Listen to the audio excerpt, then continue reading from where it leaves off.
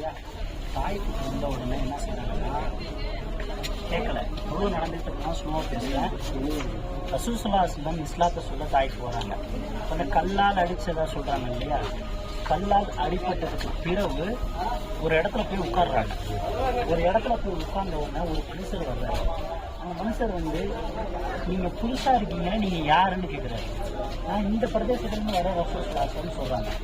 அவருக்கு கொஞ்சம் திராட்சை பழம் அல்லது பேரிச்சை பழம், ஏதோ ஒன்று திராட்சை பழம் தான் அதிகமாக சொல்றாங்க, கொண்டு வந்து இந்த மனுஷனை ரசூலுல்லாஹ் கேட்கிறாங்க. ரசூல் ஸல்லல்லாஹு அலைஹி வஸல்லம் அந்த திராட்சை பழத்தை எடுத்து பிஸ்மில்லான்னு சொல்லி சாப்பிட்றாங்க. பிஸ்மில்லான்னு சொல்லி சாப்பிடும்போது அந்த மனிதர் கேட்கிறாரு, இதெல்லாம் நீங்க இந்த பகுதியில் உள்ள மக்கள் யாரும் பிஸ்மில்லா சொல்லி சாப்பிட மாட்டாங்களே, நீங்க புதுசா சொல்றீங்க, நீங்க யாருன்னு அப்பதான் கேட்கின்றது. நீங்க எந்த பிரதேசம்னு சொல்லும்போது அவருடைய நாடு, அவரு வெளியிலேருந்து இங்க வேலை செய்ய வர்றாரு, அவருடைய நாட்டை சொல்றாங்க.